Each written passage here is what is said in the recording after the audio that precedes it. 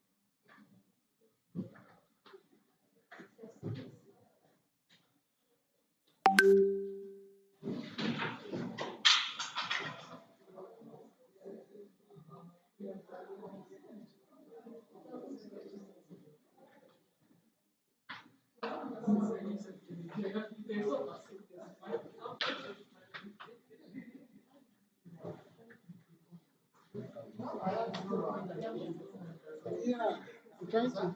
Yes, my phone, I'm just restarting it. Maybe when you call her, maybe he'll put you through the steps. Yes. Maybe when my phone goes, I'll call. But it will take a lot of time. Maybe not take it.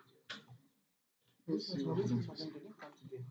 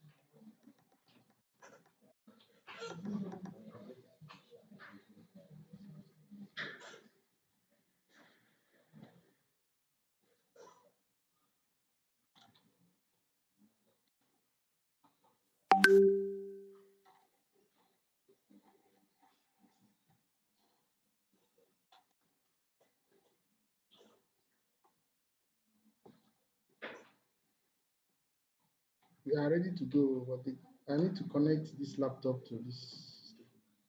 So the guy that will do it said he's on his way, but I'm live on YouTube. Do you have access to the YouTube? If you are, maybe we need to see my screen first. Important.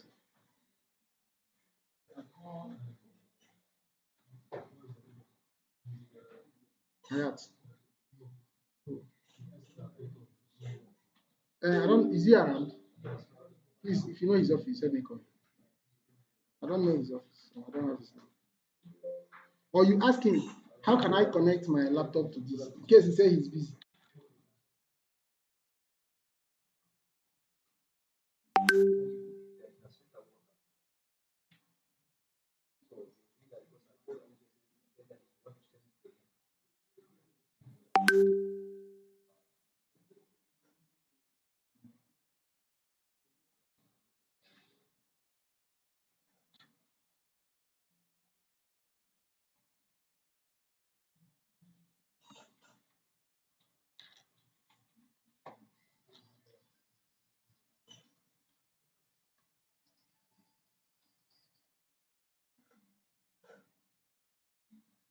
I don't know.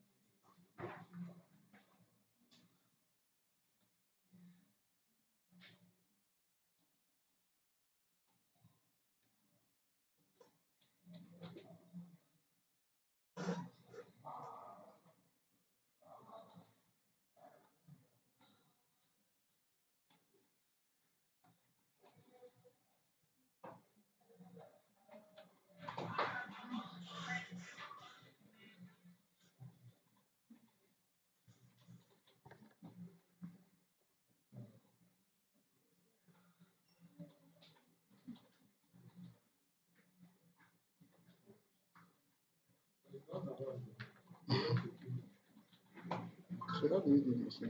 Let me call Hamilton.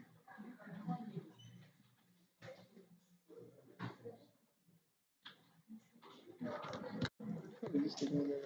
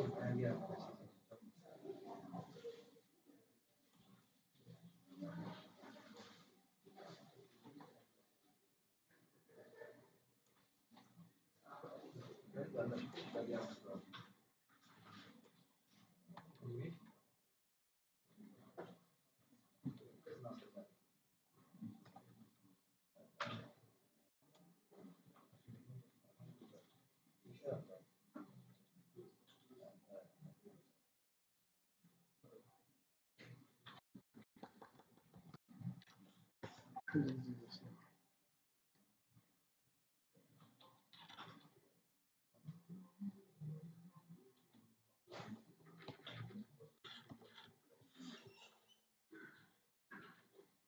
But I was thinking these systems are online.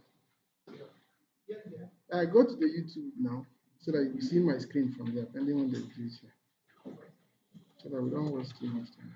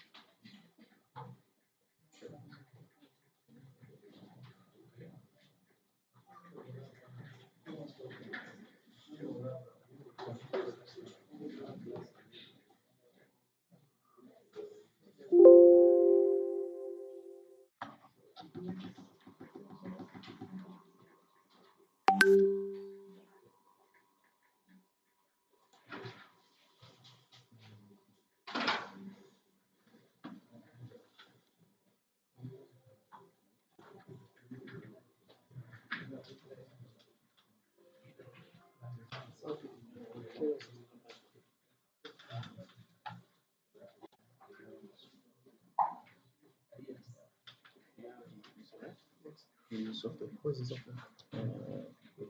ideation. Ideation. Yes. Okay. Is the name of this software? I forgot. Ahmad.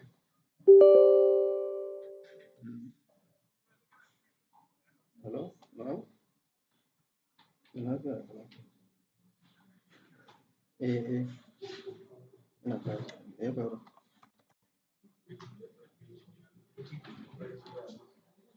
Na riga na gama. Ma zan tafi tun.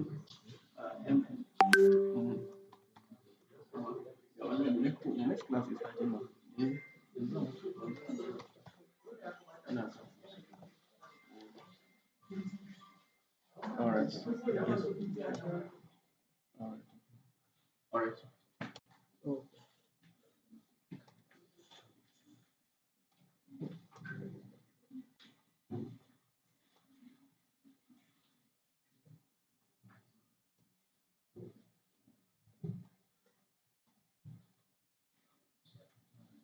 okay.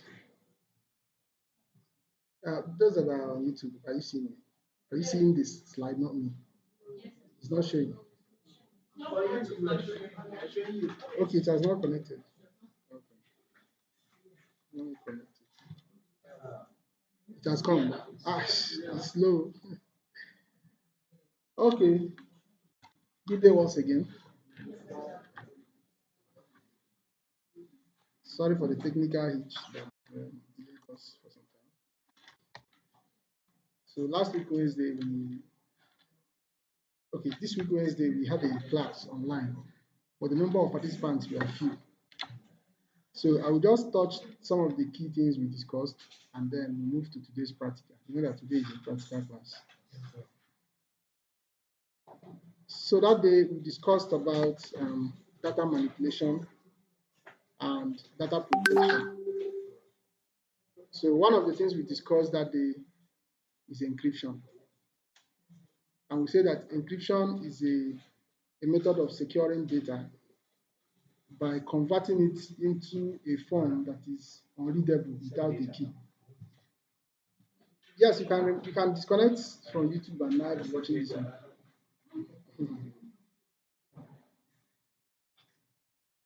So in the context of MySQL database, encryption ensures that sensitive data such as personal information, financial data, or password is protected from unauthorized access. In MySQL, encryption can be applied at various levels to ensure confidentiality and integrity of data, both at rest and in transit. So why we use some of these terminologies is so that you'll be abreast of them. When we say data at rest, we are referring to data when it is on the database, when it is in the storage device, maybe your flash, your CD-ROM. Then when data is on transit is when you're sending data out. Maybe you fill the form and you click on send. When you click on submit or send, the data moves from your system to the network, from the network to the back end, from the back end to the database. At that point, data is on transit. So in these two conditions, data can be attacked. It can be attacked while it is on storage. It can be attacked when it is on the road. Now, when you encrypt data, even when that data is hijacked, whether hijacked while resting or hijacked while on transit, encryption makes sure that the data is not used by the hijacker because it will convert the data into something that is not readable, except the person have the key to that encryption. Sometimes it's a little bit difficult for those who don't know what encryption is to understand the context of encryption. Yes.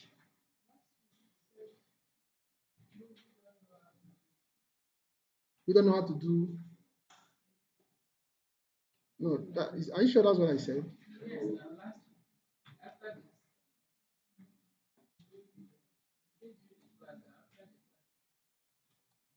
After the class, that's what I said.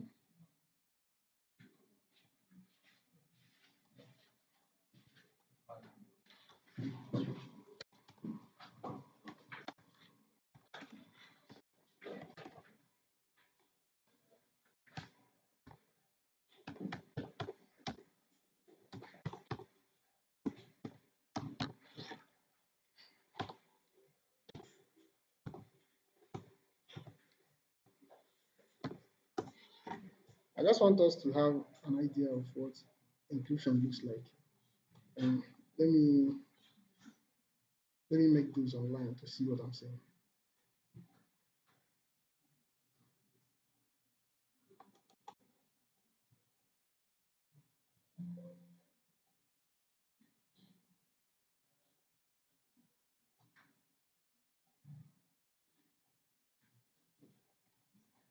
They can't see it.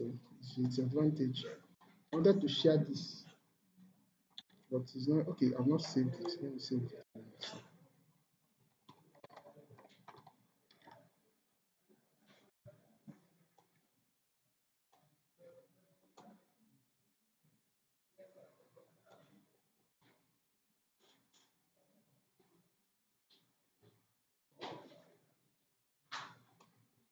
Okay. Let me use Let me use a PowerPoint page because I want them to also see what I'm showing.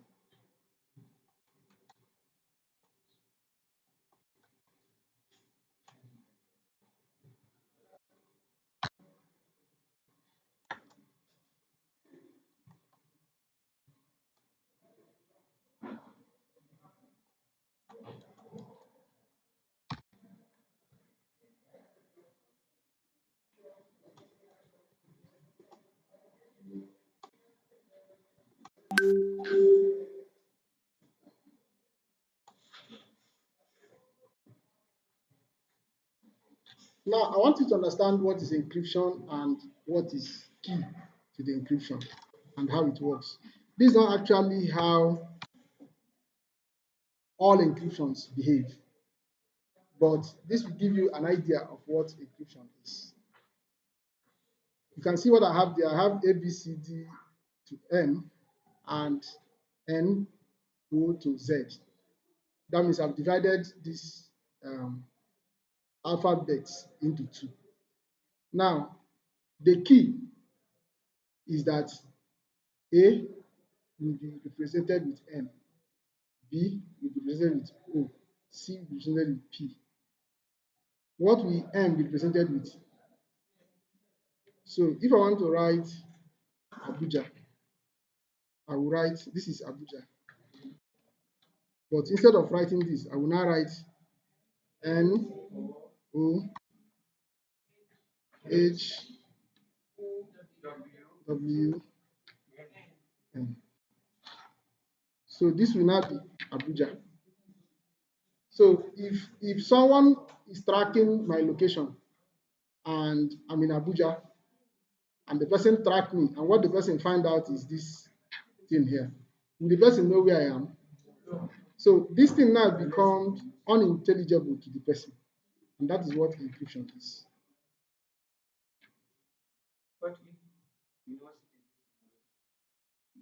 If you're not in this class, you wouldn't know this. If I delete this thing now and somebody come in and I ask him, what is this? Even if I tell him I encrypted it, I tell the person I encrypted. No, I said I want you to understand this. What algorithm encryption works. You can form your own key. What is important is the key. I want you to understand what is called key and the encrypted data.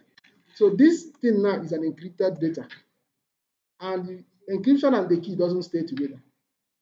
So what the person will receive is this. If we have agreed that this is the encryption we want to use for communication, maybe between if you are my friend and I say this is what we'll be encrypting with, I can write you a letter in an encrypted form like this. You will receive it. Only you can read it. It's only the person you tell about the key that we know what you're talking about. And the process of decrypting, what we call decrypting, means you must decrypt with the key. Without the key, you can't decrypt it. So for you to decrypt this now, you have to bring back the key and now start the decryption. You now say, okay, N is A, you put A. O is B, you put B. H is U, you put U. J is W, and W is J, you put J. And then N is A, you put A. Now say, okay, the guy is in Abuja. Because you now know the key. Let me propose another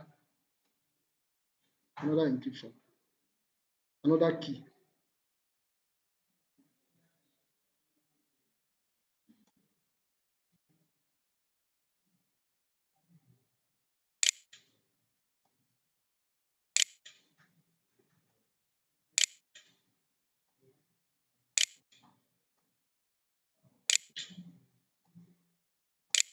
Now, what is algorithm? When we say encryption algorithm, algorithm is what explains the key. When you hear encryption algorithm, you're talking about what is it that? Yeah, that's what I'm looking for. Where is it? Aha, yes, yes, you're right. Because I've been wondering. Yeah, you are very intelligent following. Yes.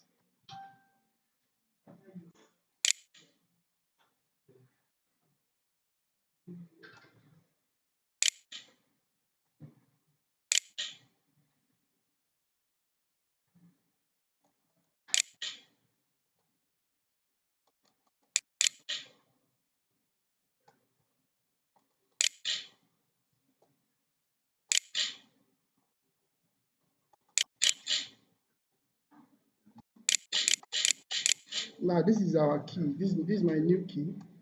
You can see that I paired up the alphabets, but M and Z are single. That is my key. What are you pointing at? Yes. Sorry.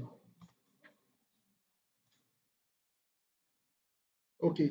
So now the algorithm is that A will be N. I'm using a cross algorithm. That's the name I want to call my algorithm. So you can come up tomorrow. There's an encryption algorithm called Ridge and Dale. Ridge and Dale is two friends, Ridge and Dale. Two of them formed it and called it Ridge and Dale. And it is accepted everywhere in the world. If you use Ridge and Dale, it's one of the strongest encryptions. You can check it online. So the name I call this one now is cross algorithm. What I mean by cross is that A is N and B is, sorry, A is O and B is N. C is Q and D is P. E is S and R is F. So you understand it now? Okay, so let me write something and then you decrypt it from your side and tell me what it is.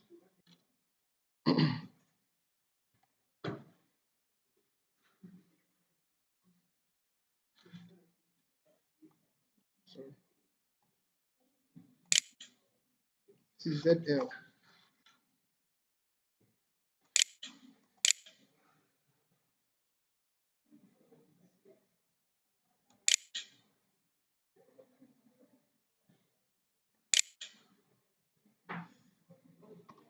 Sorry.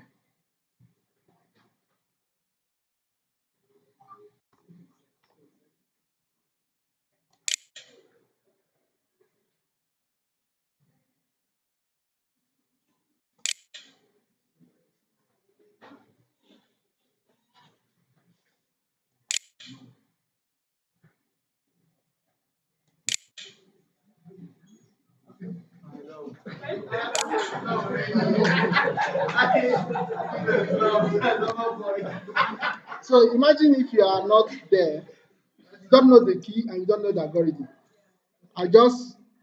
You double into my talk data and you see this thing. You will think that maybe it's French or Latin, or maybe it's a product key. This guy. So you think it's a product key, but you wouldn't know that it's a letter, it's an information. But as it is now, it's unintelligible. You don't read any meaning into it. So that is what encryption is. When you encrypt data, even if someone have access to it, talking about data protection and security, you can secure access to the data where nobody will have access at all. So encryption is no longer useful since nobody can access it. But where you are not sure or where you didn't make provision for anybody to access it, you encrypt so that even if you access it, you can't use it. Is that clear? So what we call encryption key is the secret of the formation of the encryption. And the encryption algorithm is the pattern that key follows. Just like what we have here. This is the key, but the cross is the algorithm. Do you understand this principle? Yes. Wow. And the one forming this one now, you can go home and forge your own. In the DSS and some other secretive agencies, they have machines that do encrypt for them. Those ones are not the one that you'll be using as a database administrator. They have their own coded Israeli, what do they call them? Their intelligence agency or whatever. Their own is even in voice. As I'm talking to you on phone, whatever I say will be encrypted. So even if you track it on the way, you won't hear anything. Or maybe come will mean go, and go will mean come. So that even if you are listening to our conversation, you won't know what we are discussing.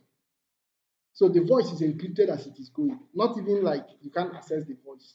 Even if you access it, you'll be listening, but you won't know what you won't know whether you are using Arabic or French or Latin or any language. And they forge their own key. That's the important thing. So me and you now can agree that we are friends or we are a group of friends. You now say, man, let's forge our communication. We encrypt it using this alphabet. You can also encrypt numbers too. So that if I give you my phone number, only you will know the number that I gave you. Other people who access it will not understand what that number is. Or if they want to follow you, they make mistake. Like if you look at this now, so you just walk in now, right? Can you tell us what this name is?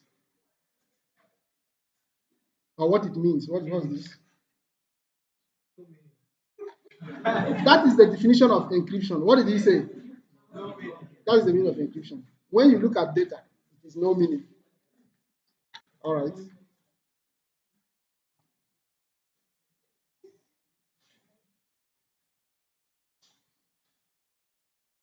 So by that, you will now understand what encryption means, right? And the encryption key. So we have types of encryption in MySQL. We have transparent data encryption. So this one encrypts the entire database on a disk, making the database data encrypted automatically without requiring modification to the applications. So what it means is that the encryption doesn't happen on PHP. It happens on SQL. It doesn't happen on Java. It happens on SQL, the database itself. That's the entire database is encrypted. So even if you harvest the database, can't read out anything out of it. Then we have the one we call column level encryption.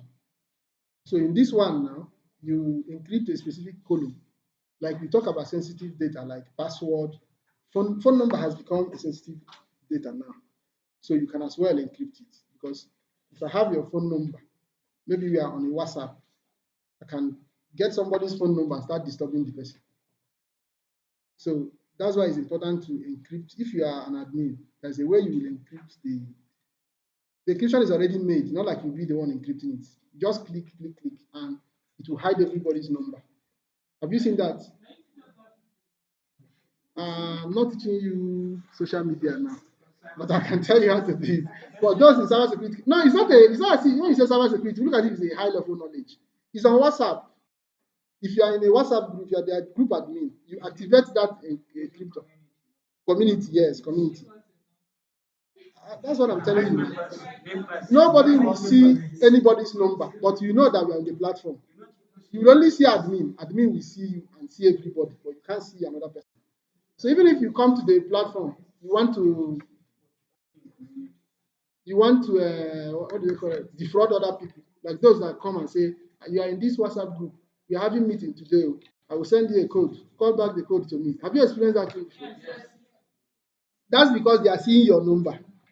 But if you activate this transparent, what do they call it?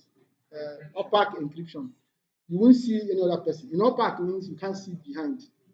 But if it is on transparent mode, you can see everybody. If you activate that opaque encryptor, you won't see anybody's phone number, but all of you are there. Even when you chat, they can't trace your phone number.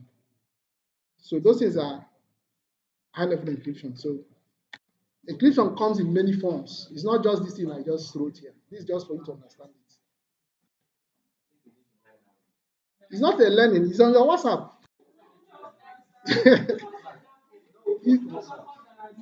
Okay, don't worry. After our class, those who don't know it can come and see it. It's only when you are group admin. If you are a member, you can't do it. It's admin access. Encryption at rest. We have explained what at rest means. When data is on storage, maybe on hard disk, on flash drive, on CD-ROM. Encryption at rest refers to the encryption of database files stored on disk. This protects data in the event of theft or unauthorized access to storage media. Encrypt individual tables. If you do not want to encrypt the entire database, you can specify individual table you want to encrypt. So this one is table level encryption. Everything on that table is encrypted, whether sensitive or not. So this is the formula that is encrypting it. Engine equal to InnoDB encryption equal to yes. So when you say encryption equal to yes, all database there, all files on that table is encrypted. Then we have column level encryption.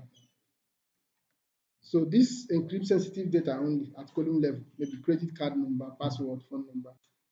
So it has inbuilt encryption functions, just like the other one we did.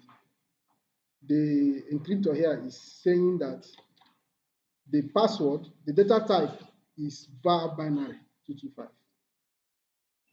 If you don't change it to var binary 225, when it encrypts, part of the encryptor encrypted data will cut off if it is smaller, except you now make it too big, which is a waste of resource. So make it that var binary 225 if you want to encrypt. Then in your encryption code now, in your SQL statement code, where you say insert into, you now activate this AES. When you are creating the table, as a software engineer now, your own is to design, is it not? You create the table. When you are creating the table, you will indicate that you want to collect var binary for password. What you want to encrypt here is just the password. The data type is var binary. What is the data type for age? So you understand what I mean by data type now? So the data type you will choose is var binary, and the length is 225 at design time. Then when you are now inserting data into the database, your SQL code will now be insert into user ID, username is value user1, which is the username. The password, you won't just insert the password like that. You will now pass it through encryption, which is this AES encrypt. You now pass my password, you pass the encryption key, and you submit. So once you do that, the data will be encrypted on that column alone. You know, we're talking about column wise. So you are encrypting only password. When you are decrypting, it's also the same. You write your SQL select statement. I don't know the level you are in your HTML. Have you started inserting, selecting? Yes. So you don't have to look confused in what I'm showing you. Is it not this code that you use? Yes, it's not. No. What's the code you use? We are not using the. You can't be serious. Yes, we are not using the SQL code. Yes, we are using manual. We are using some. Anyway, maybe I will talk to your teacher. You're supposed to be writing code now. Where you will be doing manual insertion is in my class, not in his class. He's not. I'm the one teaching you database. You're supposed to learn how to write these SQL statement codes. Use it to insert, use it to select. Huh? That's what you guys should be doing. It's not supposed to be manual. No wonder you are looking. We just come back to it. We view the code from the manual. That's not acceptable. Then that means he's venturing into the PHP my admin. What's it? Okay, no problem. Maybe me and him will sit down and talk. Maybe he don't know that that's what I'm teaching. I'm teaching database management, which covers that area. So he should leave it and be teaching you PHP because of time. That was why that class was separated, so that you guys can cover a lot. I saw it on your face when I was showing this code. You didn't smile like you know what I'm showing you. That's why I know that. Why are you looking straight? Because by now you're supposed to be putting data and selecting data with code, with SQL. You're supposed to be doing that, displaying it on a table. Anyway. All right, so another security you should learn is SQL injection. Yes, I've shown you about encryption. Now is SQL injection. So SQL injection is a code injection technique where an attacker exploits vulnerabilities in a web application software by inserting or injecting malicious SQL statements into input fields. So these SQL statements are executed by the database server, often leading to unauthorized access, data manipulation, or even full control over the database. So those who want to be database administrators should watch out. Even software engineers should watch out. Even developers should watch out. When you are doing your database, why some people say that PHP is not safe or that MySQL is not safe or why they say PHP is not safe, is because it uses this PHP MyAdmin. It is actually safe, but if you didn't learn if you didn't learn the security part, to be vulnerable. Because it's open source, it allows you to write any type of code that you know how to write. So that's why you need to learn it to a professional level where you are aware of the dangers and protect them. So there is many techniques that are restricted in some of the enterprise languages like Java, like C Sharp. Because it's company owned, they strictly put those restrictions. You must write a secure kind of code. That does not mean that those secure codes are not in PHP. They are there. But the danger is that if you didn't write them secure, PHP will also allow you because it's open source. Like, do what you know how to do. There's an open platform. But for those ones that are company owned, they put restrictions. We are going to see some of them. So some of those restrictions protect injection naturally. And that's why I bring this up, so that since you are doing PHP, you also know about them. So that you make sure that you are writing secure code, so that you can defend your code. You can defend your PHP language when someone tries to abuse you that you're using PHP, it's not safe. Tell the person, no, I know the security part of it. So if that person is learned too, you know, once you say you know the security part of it, you know that you know what you're talking about.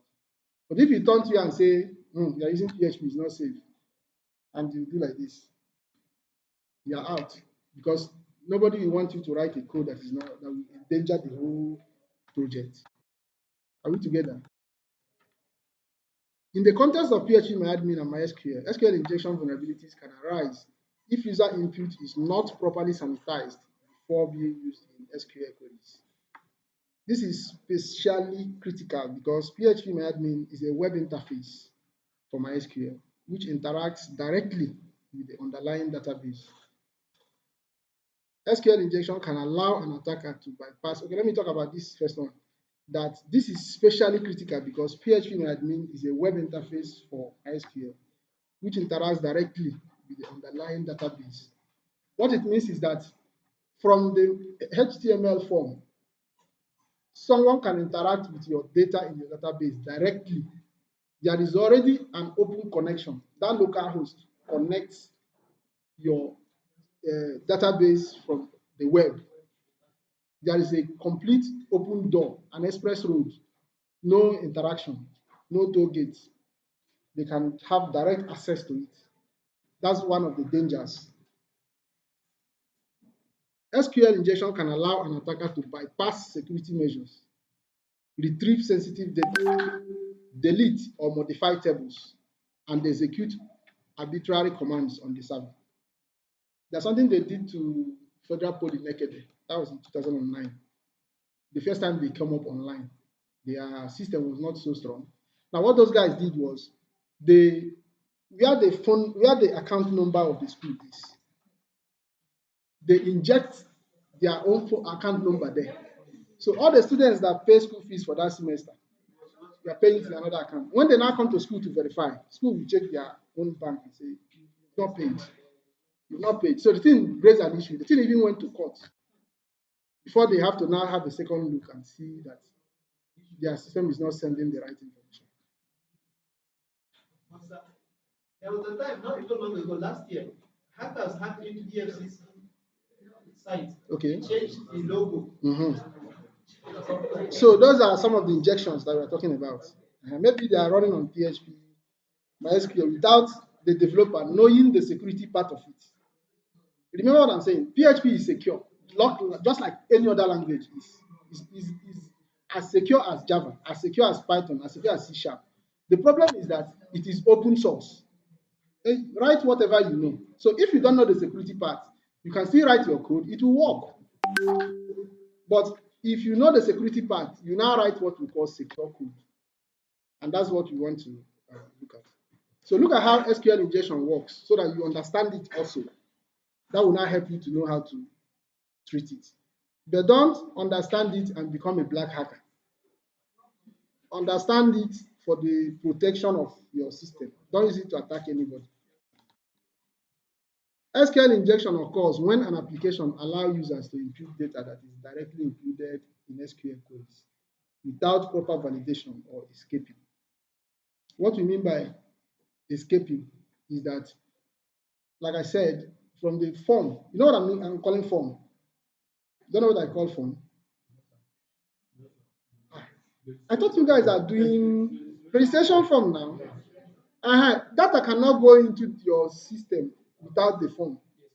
Form is the only element that you can impute data. Users can impute data into your system. Now, what we are saying is that there is direct link between form and your database. Now, if the users put code where you say name, email, instead of writing their name, they write code. That code will go directly into your database. That is the danger that we are talking about now. So, what we call escaping is the ability of the programmer to remove those code. You know, code is a tag. Code have tags. Like HTML will have angle brackets.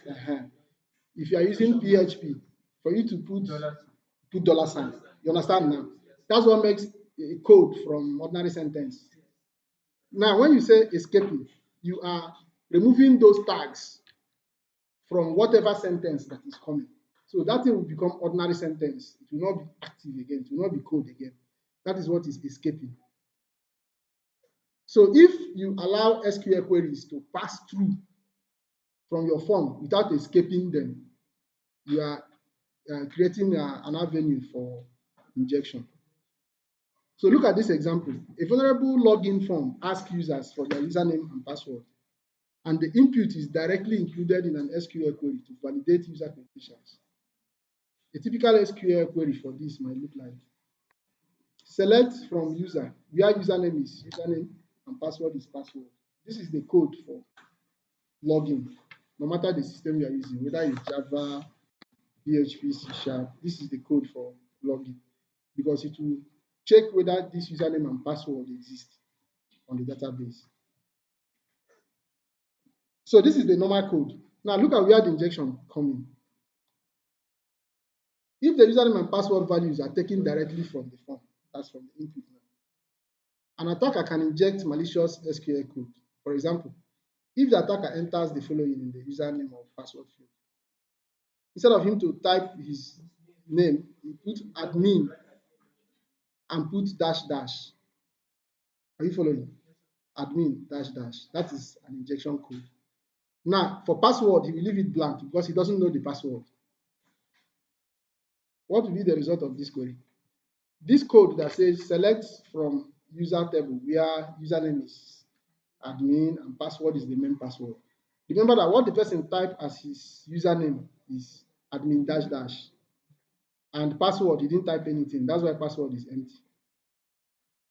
He passed this on. How will this react on your database? In this case, dash dash is a comment. Have you learned what is comment from? Yes. Comment means this is not a code anymore. This is not a code anymore, whether it is code or not. Once you say comment, you are telling the system, don't execute this. It's not code, ignore. So now, because the guy have said ignore, look at the code he wrote. He said admin. That means after admin, ignore the rest. Are you following? Look at it here. Admin, ignore. So it will ignore the password. That's what the instruction that the hacker is giving your database. Check that there is a user called admin, and almost in every system there's a user called admin. So once you find admin, ignore his password, just give me access. So now, in this case, the dash dash is a comment operator in SQL, which causes the rest of the query to be ignored. The query will now look like this in SQL. Select from user, select from the table, the name of the table is user, where username is admin. The code will stop there because it has said ignore the password. Now, what this will mean is that the SQL is an obedient servant. You just go and fetch all the data in the database and give to the person using admin rights. So this will return all records for the user admin by passing the need for a password. So this is just one singular way that injection works. In more severe cases, attackers can delete the files or manipulate it or gain full access on his whole database. If you have heard of ransomware before, it started like this. So they will inject the code, fetch your database, and then instruct an encryption code through that system. It will go and encrypt the whole database. They will now send you an email. Pay $200,000 for you to have access to your file. You think it's a joke. You try to log in, you see encrypted files. You want to see, maybe it's a school, you want to see list of students, you see encrypted files. You want to check their results, you see encrypted files. You want to see their payment list, you see encrypted files. You now call them back and say, how do we settle this? Yes. Just like when you say ransomware, also in the system, once it's infected, if you use a flash drive, if you use the USB, it takes away everything, and then you see a dollar sign, and That's the encryption now. and then you will see it until you enter, and then how do they affect? There are people who specialize on malware. It's programming. The way we are doing database, how to store people's name. That's how they study their own. So they will write the code, and the encryption key they will use is not A up, B down. They may use A means dollar sign, B means ampersand, C means question mark, D means dot, F means slash. So by the time they execute that key, if you now look at your work, you now see question mark, dollar sign, ampersand, dollar, underscore. You now be like, what is this? So that is how it comes to be. So let's look at the way out, correct? That's why I'm speaking it. So these are some of the ways. Now look at how to prevent it. To secure MySQL applications, including PHPMyAdmin, from SQL injection attack, developers and administrators should implement several preventive measures. So like I said, it's not only for you as a software engineer or developer. Even those who want to major in data management or who want to become data administrators. But this course that we are doing covers it. You can decide to stay at data management level without going into the headache of programming. So, but these things are applicable to you because as the administrator of data or the manager of data, you must know about protection because data is the next target. They have weaponized it. The first one is to use prepared statements. So I was talking about Java being secure. Java, when I learned Java, the only way to access database is to write prepared statements.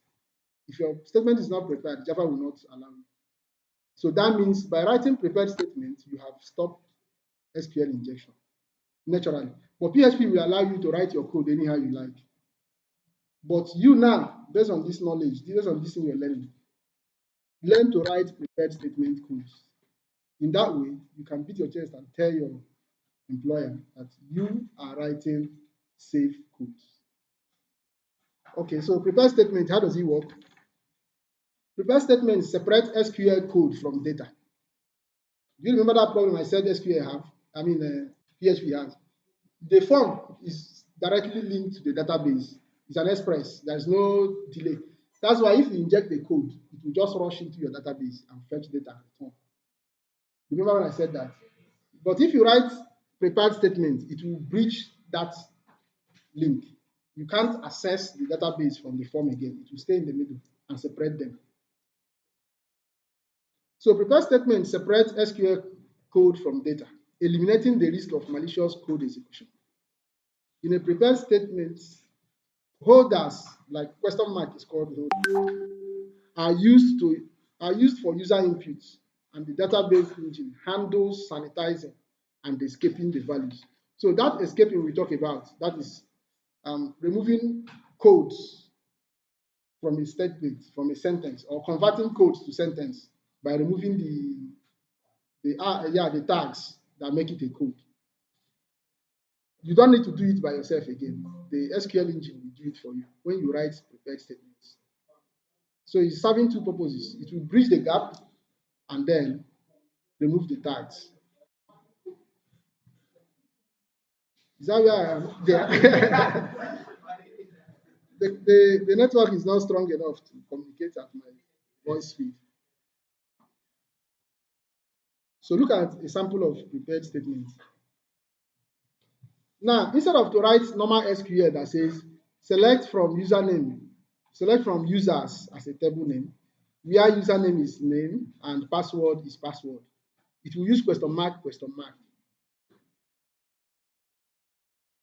Now, it will now use bind param and put SS. SS means it's expecting two things. If you're expecting three things, you will say SSS.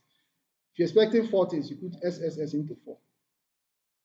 So maybe after now, you have to study how to write prepared statements instead of using the normal SQL that your teacher or that I have been showing you all the while. So if you are studying it, you will see this SS, so you don't get confused of what it is. Because if you can see the code on page 1, it will be SS. You see it on page 3, it will be 5S. If you see 5S, what does it mean? When I say 5 things, look at this. What you're expecting here is only username and password, which is 2. You understand now? Now, assuming you want to select username, password, age, phone number, email, that's 5. You understand what I mean? So in your code now, look at this, where the separator lies. In your code, sorry, instead of to say username, name, password, password, you didn't put the password, you didn't put the username, you separated them with a question mark. Are you seeing it? Let me go back to this code again so you see what I'm saying. Look at the code you're talking about here.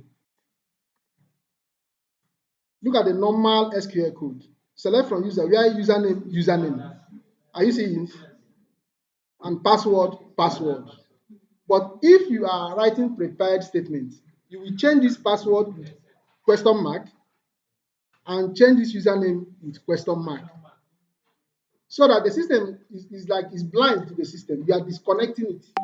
The system will not see username directly. It will not see password directly. What it will see is question mark.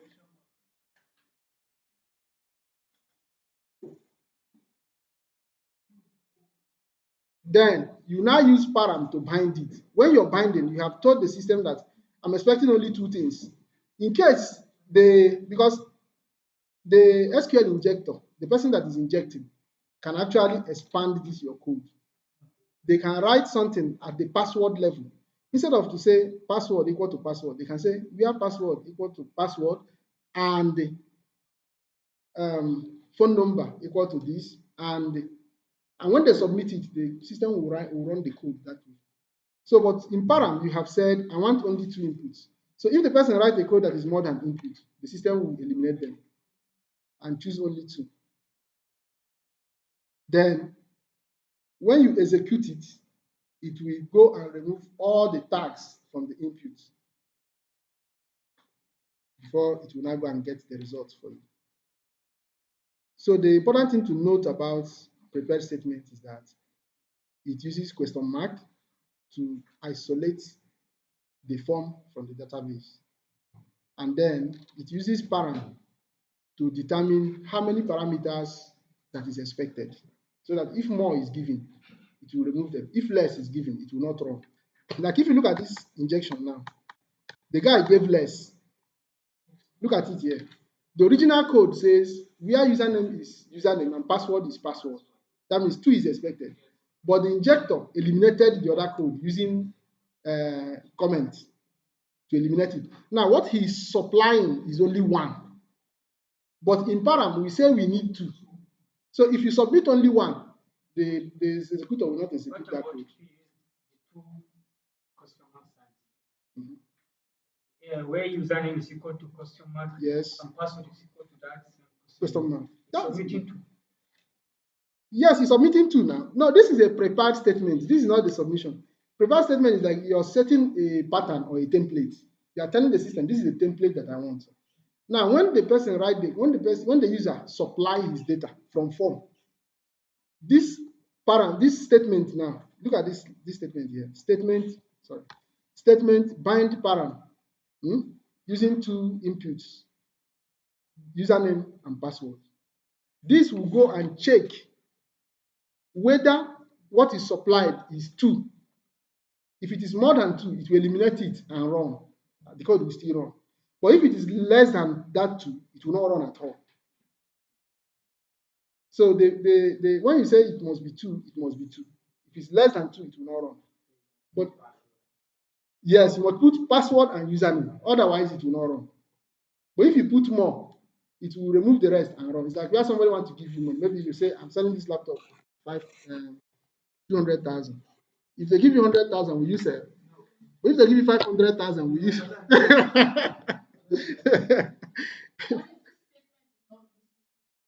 You can't see it now, it's behind. No, you can't see it. The user cannot see it. It's the database admin, it's the developer that will see it. So they won't even know that you're using prepared statements. That's the thing. So they will do their normal injection and to bounce them. Yeah. Parameters.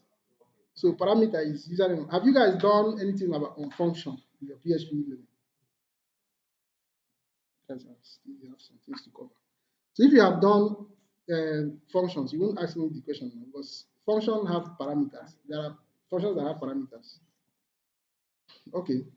So this ensures that the user input is treated as data, not executable code. That is the essence of this. If you write a code if you want to inject a code to the database, this prepared statement will not allow it. It will sanitize it to make sure that whatever you submit is seen as data, not as a code. Another way to prevent SQL injection is to use stored procedure. Our next class will be stored procedure, triggers, and view. So you may not have to bother your head about stored procedure because you may not understand it fully until we have the class. But this stored procedure is a precompiled SQL statement that can be called with parameters. So they help isolate SQL code from user input and can also be used to enforce strict rules about what actions a user can perform. So this is what we call delimiter. So you delimit what any user can do on the database. Because it's open source, anybody can do anything. So, but with stored procedure, you can limit what they can do in your system. We will learn about stored procedures next week. So let's not waste time on it. So let's go to inputs, validation, and sanitization. This is where you can sack your programmer if you warn him the first time. And you don't even need to warn him again. Because only one time self can be too late. Always validate and sanitize user input to enforce or to ensure that it meets expected formats. You see that form? When you create a form, did you guys learn JavaScript? Yes. What did you use to do your front end? What did you use as your front end? Is it HTML? And somebody said React. Okay. So React is a JavaScript-based language. This sanitization is faster with JavaScript because it will sanitize it at the user level. It won't even allow you to come to the back end. But if you are not familiar with using JavaScript to do it, you can use your PHP to do it at the server. Before the data gets to the database, you clean it. Example of sanitizing data is if you say you're collecting phone number, you should be able to check that the input the person will give is up to 11 digits. Are you following? So when the person fills a form, before the form stores his information to the database, you check, is this phone number up to 11? If it is not, you send a message back, the phone number is wrong. If you have inputs, you want to collect people's data and you want to be sure that from the data you collected, you will count how many male and how many female. That means gender is compulsory. If someone fills form, before you can store that form in the database, you check, is gender empty? If yes, you send back message to the person, please input your gender. You won't store the data. Are you following? I'm just using examples of what you can interact with. So that is what is sanitizing. You write a code that will look at what the person sends. If your sanitizer code detects that this person is writing code also to you, it will either remove them using strip slashes. This is a PHP language I mentioned, strip slashes. It will strip all the tags on that code and make it a sentence. But if you want to be more strict, anybody that writes code to you, if you dictate that there is a code, you bounce off the whole information the person submitted. If you want to be more strict, you can log the person out from the system, store his IP address, and blacklist it. That person cannot connect to your system again. You can take any action you want, but what is important is sanitize all input that is coming to your system. In fact, that is what all the protections around SQL injection is doing. The stored procedure is doing it. The prepare statement is doing it. But you can also do it at your level as the front-end developer. Protect every data that is coming from input, because it's users that will input that injection into your database. This is very important. Any programmer that doesn't know how to sanitize input from you is not worthy of working with. So yes, you can just pick one, or to be at the safe side, you pick two.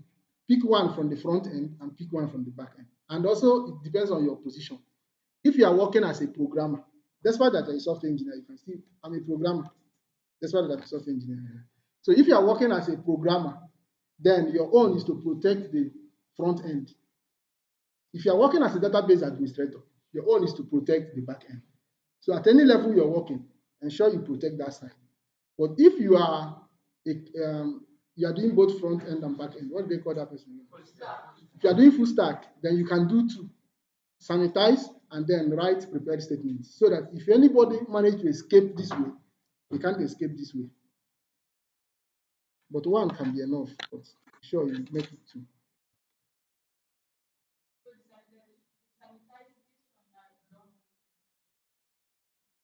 Yes, manually. If you want to do it by yourself, it's at the front end. But if you want system to do it for you, it's at the back end using prepared statements or stored procedures. You see? Yeah, I've already given you one code. Strip slashes. You can check it online. It's for, since you are using PHP, that's why I called that one for you. I've also mentioned some too. You can check whether, when you're collecting email address, you can also write a code that will check whether the email address given is correct or not. Because email address must have @ sign, it must have dots. So you can write a code that will check whether there is dot and @. If there is no dot and @, you tell the person that it's not a password. The essence of sanitization actually is not only for security, even though we are learning it based on security. It also makes for data quality. If you are doing database system, like somebody wants to store people's information, and you did not take care of the quality of data, you may have wasted your time and the person's money.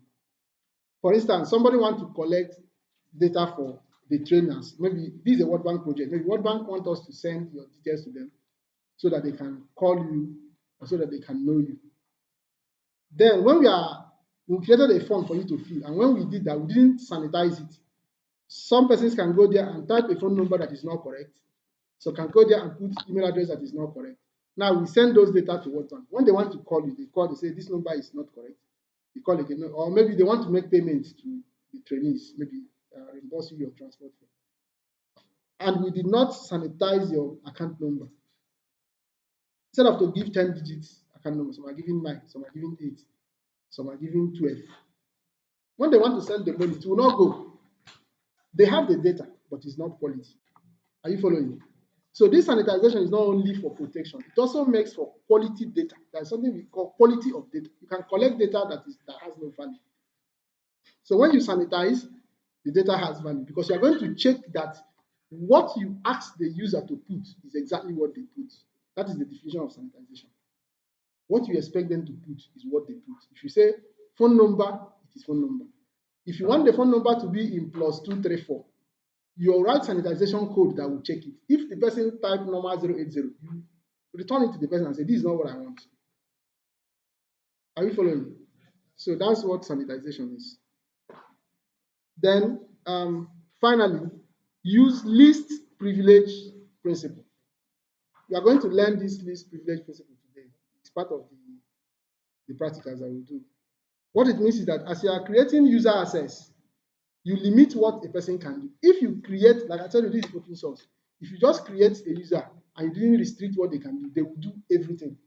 They can read, write, delete, edit, and even encrypt. But when you create user account, you can say this person is a read-only person. This person is a write-only person. So what means that this guy can submit data, but he can't view reports.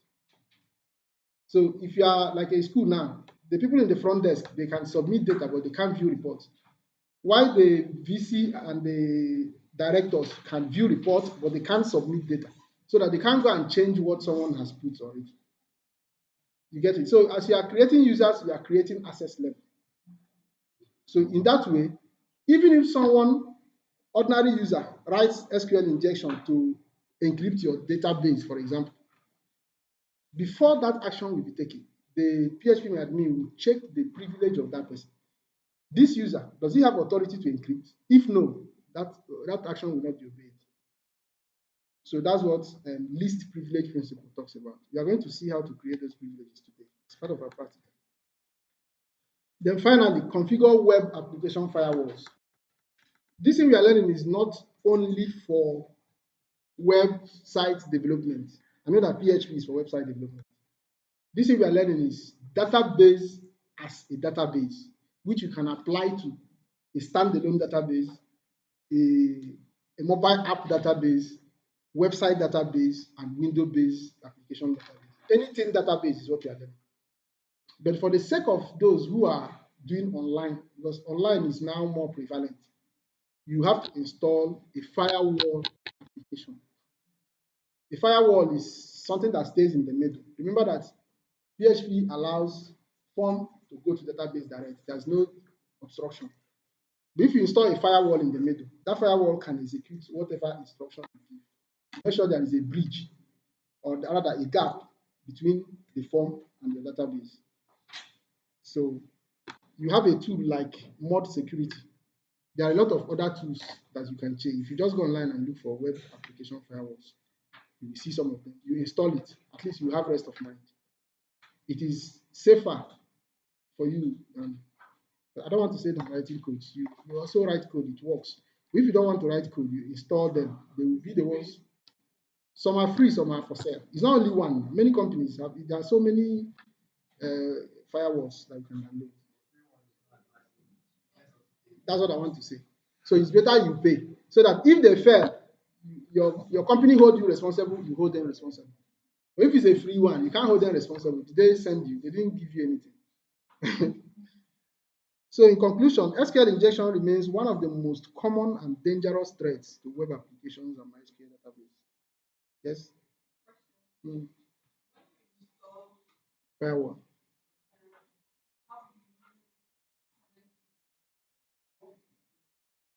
This thing I'm using to teach, as I'm teaching you now, people are seeing me on YouTube all over the world.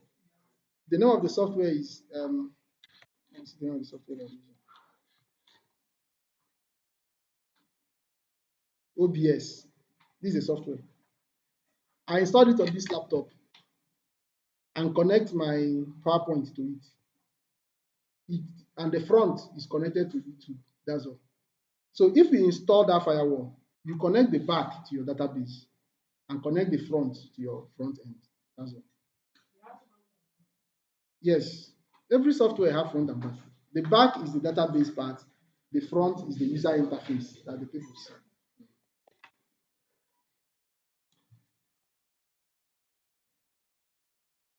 In PHPMyAdmin, their database queries are directly executed. That is the problem that PHPMyAdmin has. The SQL queries are directly executed. There is no barrier. It goes straight. Vulnerabilities can lead to significant data breaches, unauthorized access, and system compromise. That's why this security is very, very important. So these are the theories. We had them on Wednesday, but I feel you should have more concrete feel of it. That's why I re-echoed it today. And I know that most people did not join that Wednesday class. So that's also why the manual is on the learning management system. So if you go to that page, you can download it and read more. So the practicals we have today, we have to learn how to import and export data. We talked about it that day. The essence of importing and exporting data is one, you can use it as your backup. You know why backup is important? Imagine maybe you didn't know about this SQL injection before, or because of pressure from the person you're developing the software, you forget to write secure code. Now, if you have a backup and ransomware happens, they seize the organization's data and say $200 million. And the guy call you say, Musa, what happened? You say, don't worry, sir, don't pay them. I'm in charge. You go and call up your backup, is it not? They disconnect that one that they encrypted and reconnect your backup. Case closed.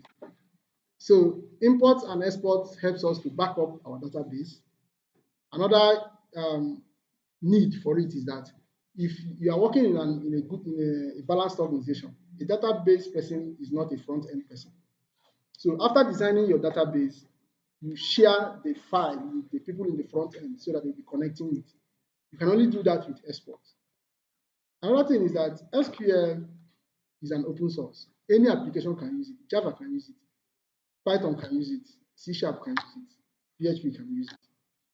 So if after designing it and the person is using Java, so that person cannot connect through PHPMyAdmin. So what you need to do is to export that database and send it to them. Exporting means removing it from PHPMyAdmin so that it will exist as ordinary file. During the training we had, we also said that it can exist in many formats. It can exist as SQL, it can exist as XLS, which is Excel file, it can exist as CSV file, which is a Python file, it can exist as XML, and any other format that you want it to exist. So we're going to see that. We also talked about database operations like copying table, changing table name, changing database name. You can do all this. In fact, part of the things that attackers do to people, when they have access to this injection, they will go and change the name of the table. So let's say the name of the table was user. They can now change it to user n. So when your code, when you write, you've already written your code now. When the code now comes to the database, it will be looking for a table called user. It won't see it. So it will not, it will just give you error. And it's also part of ransom. They will tell you to pay. If you pay, they will change the name again. So, but as a white hacker, you are learning how to use your knowledge for good. So we are talking about how you can change table name in a good way.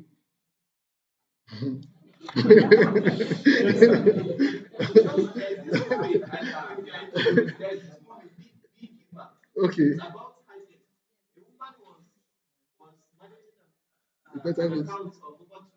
Wow.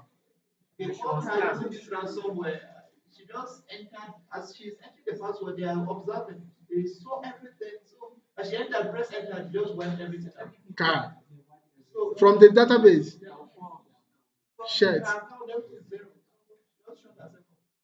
She shot herself. You can imagine the effect of some of these things. So the database developer have a share on that suicide. You are supposed to know the security part that you can put in place. Okay, then at the end, we learn user account, which is we talked about minimal privilege. We also learn how to do. So these are the practicals we do today. Then in our next class, like I said, we'll do triggers, views, and stored procedure. So let's connect to the practical I have started. So go to your system, open your XAMPP.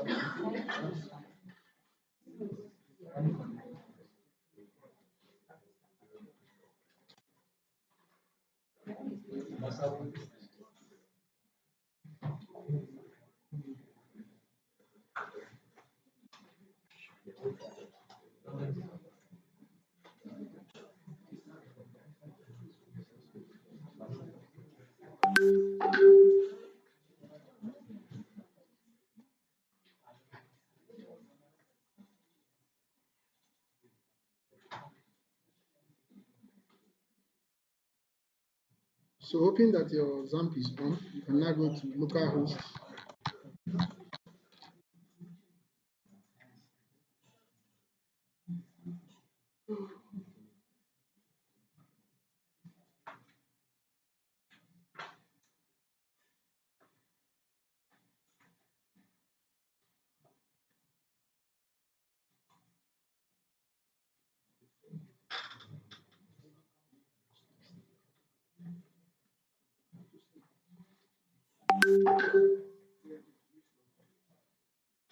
Wow.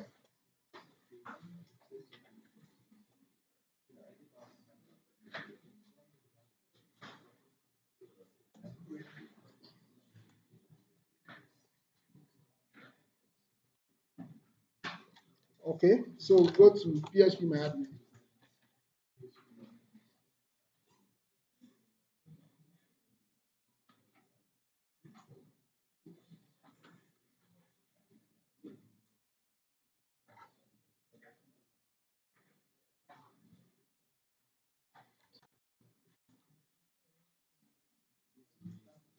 So you can pick one of the table, one of the databases you have already created. We created student DB that day.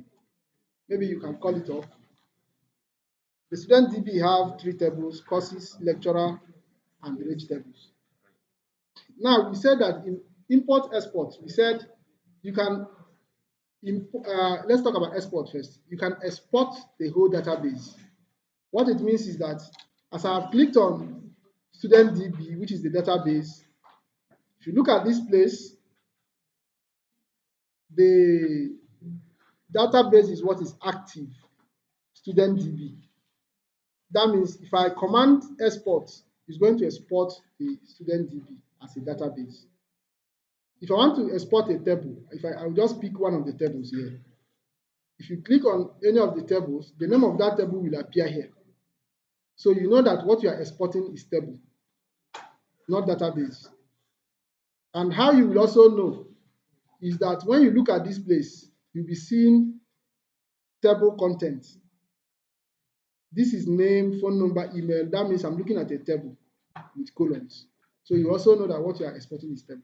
But if what you want to export is the whole database, what will be showing here is different tables in that database. Another way you to know is that you will see the name of the database here. That's how you know. I don't know if you have memorized this number, 127.0.0.1. That is the IP address of MySQL server. Okay, so how do I export? You click on export. As I'm doing, you are doing this practical. Click on export. Now, this place will ask you what's the data, the format you want to export this data. This is the CSV that we talk about.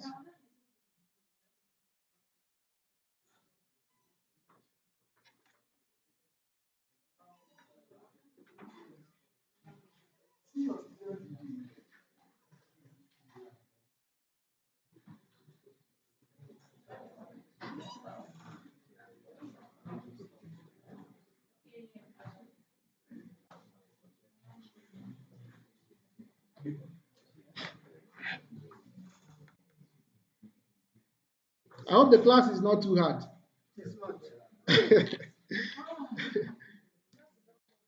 All right. SQL, have you seen where I am? Yes, sir. So you have the CSV file. If you want to export this file for people using Python, machine learning to use it for data analysis, you export as CSV. You can also export as Excel. If you, you can also export as Word. You can export as PDF. Mhm. But SQL is the standard so that they will just consume it. For developers, they will just consume it as SQL. So you click on export. It will now ask you the location where you want to.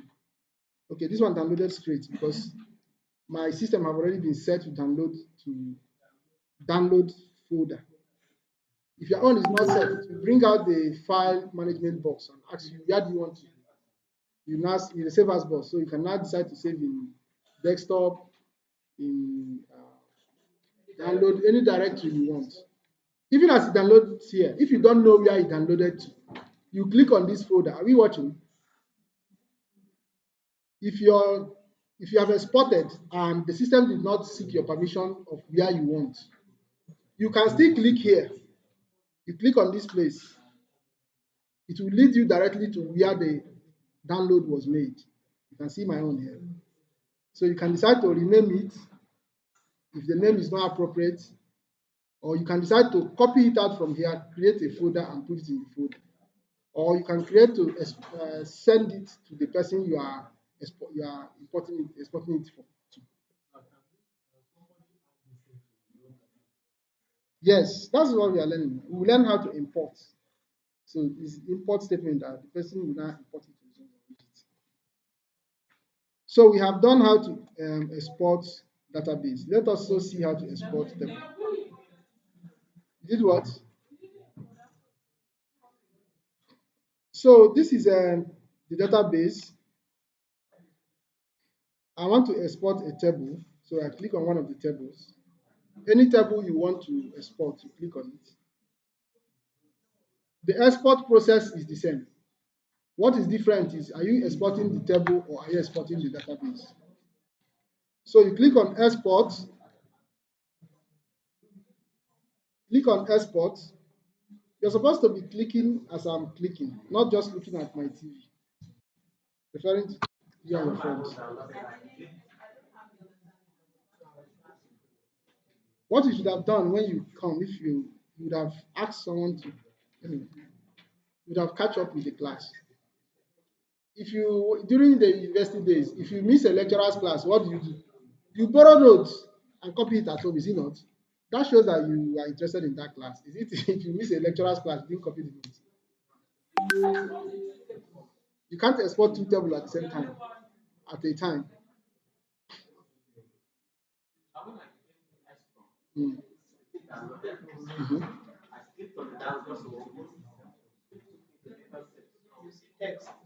Take you to a different place now.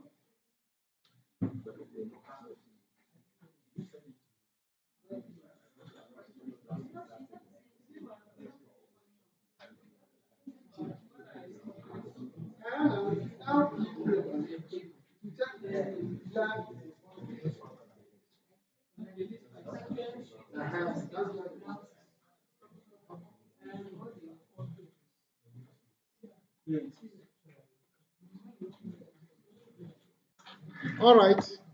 So at this level, you, like we said before, you select the type. SQL is the form, is the what do they call it? Is the default.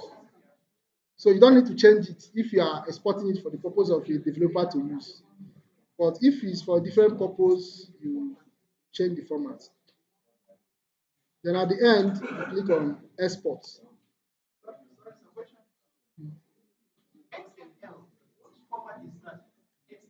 XML is like we have said something about no SQL. No SQL uses XML format. Even some AI applications use XML. They don't use Java or PHP. So I've also exported lecturer as a table. If I want to see it, I can just click here and see where it is. So all of them are in my downloads. Now we go to import.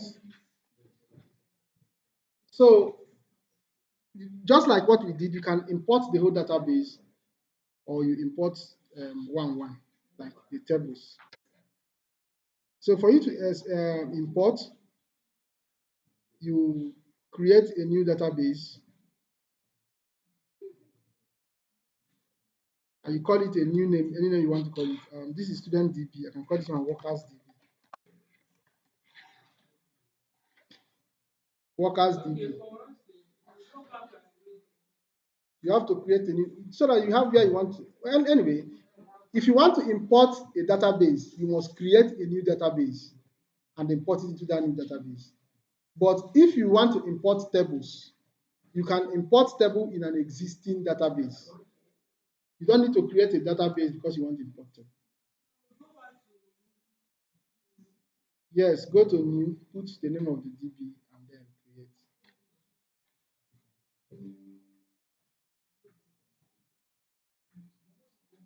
Then here, instead of to start creating tables, you now import. You understand? You don't need to create tables since it's the database that you want to import. Go ahead. Importing. Speak up now. What does import do? You don't know how to create username. I didn't create new table. Create on new. Click on new. Hello, are you watching? Click on new. When you click on new, you will type the name of the database and click create. It will bring you here. Are we all here? So instead of entering table name, because we don't want to create table, we want to import existing database. So you click on import and choose the file that you want to import. Click on choose file. Then locate where that file is. Mine is on my in downloads. So I click on downloads and I see it. Student DB, that's the name. So I click on student DB and click on open. It will bring it here. Then I will scroll down and say import.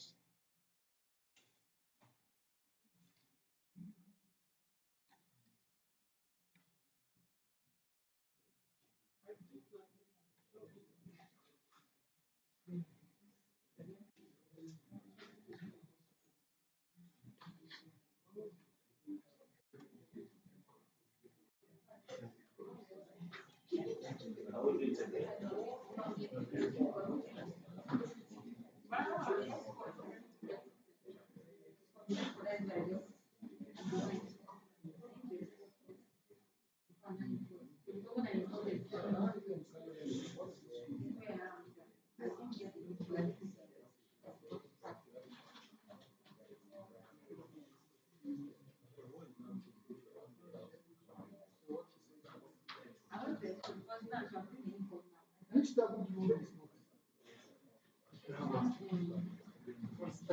You are clicking on export. You're saying you want it. This is a voice. It's your action that will determine not what to say.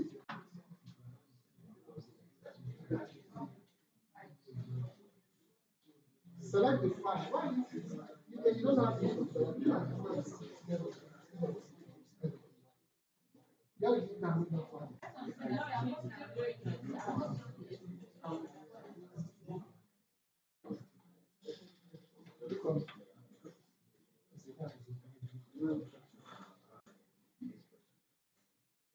If you want to do export, you do export.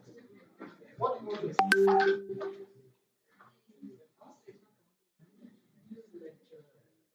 Export student DB.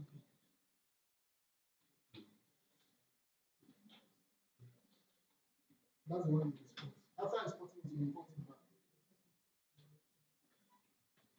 So you can see the system reports that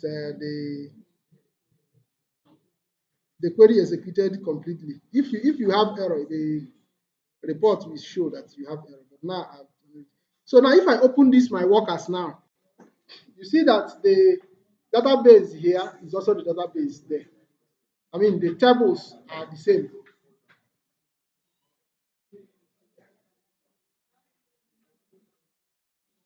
Can we proceed, or should we just stand up and stretch and continue?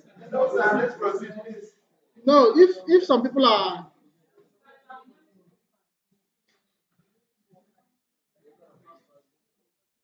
okay.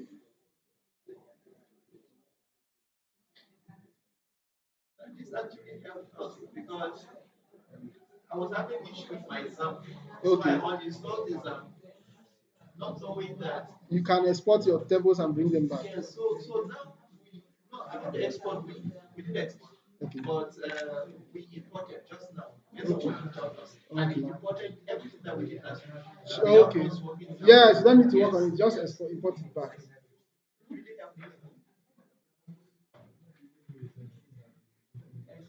Then, since the first one was on student and this one is on workers, we may not need to leave the table name as lecturer and at least lecturer and courses. Since it is workers, so we need to change the name of those tables. So that leads us to operations. That's how to change the table name or even change database name if you want.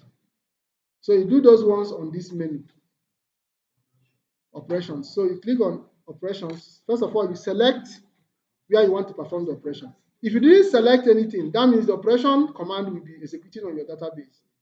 If you say change name, it will change the name of the database. If you say copy, it will copy the database. So what you want to work on is the table. So you select the table. Then you now go to operations. So operation now is asking us, telling us what to do. One, we can rename the table. That is, we can change the name of this table. Number two, we can copy this table.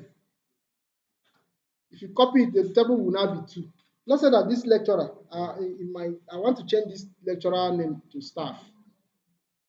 Then I want to have two levels of staff, the admin staff or the senior staff and the junior staff. So I will come here and say, copy this table for me, but change the name as senior staff. Change the name as senior staff. I'm copying. Okay, double F. And I say go.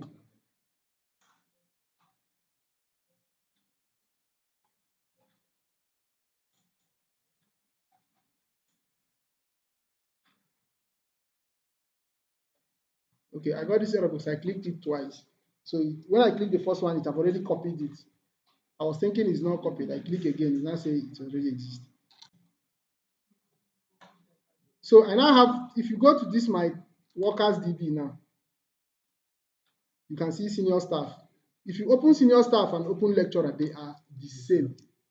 So what copy table does is that it saves you time. If the information you want to collect from the junior staff and the one you're collecting from senior staff is the same. For example, their name, you're collecting name, gender, phone number, email address, position, salary, qualification. You don't need to waste time creating these two tables. Just create one, then copy it. Do you understand it? Copy it and then change the name. This one will be junior staff, this one will be senior staff. And that's what I just did now. So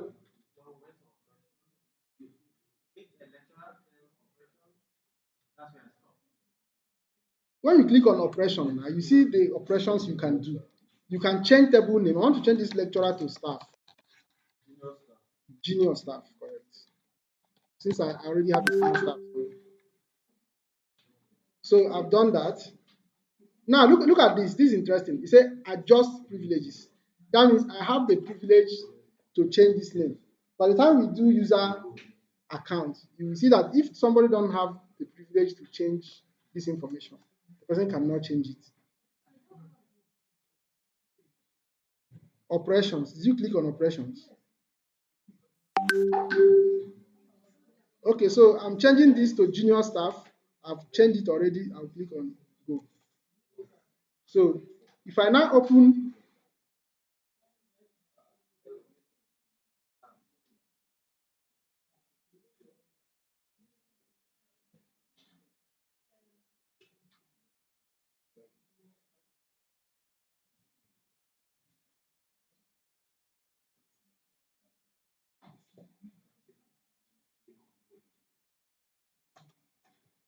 so if I go to my database, notice that when you do operation, it doesn't automatically reflect on your database here until you load the database again.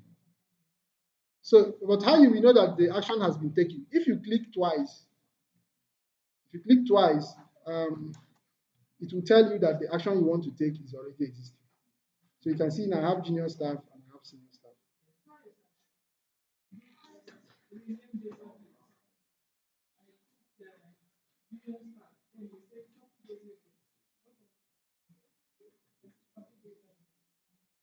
So this is the grammar. This is the grammar. Copy database. So is it your database that you're copying? Now you have to say where you want to copy it. Because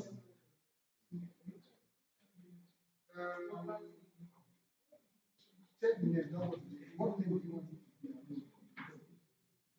But you can't change the name and still copy it at the same time. Because if you change the name,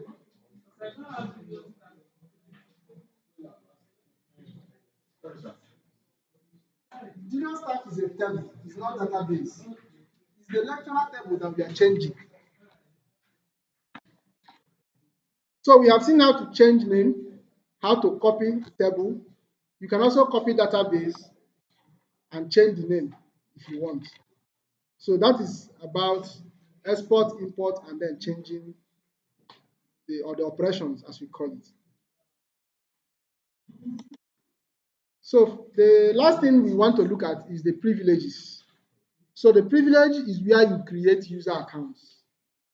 So this user accounts now is where you control access to your database. Some persons will be, let me just say something. If you are doing operation on your database and you see the red screen, which is the error, don't just let your mind fly, read it. Sometimes it is telling you that you have this thing you want to do has already been done. Or it is telling you that you are not doing it correctly. This is the best way to do it. So those error reports are interactive. They tell you what is in the system. Okay, so going forward, we are saying that the privileges determines what a user can do on your system and what they cannot do. If you go to privilege,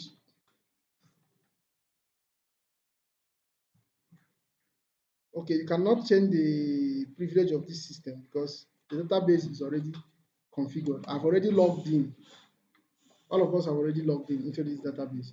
But if you go out from the database, maybe you go to new, that means you are not in any database. When you are in new, you are not in any database. Either when you are in new or when you open PHPMyAdmin fresh, you are not in any database. In that case, you can now create user accounts.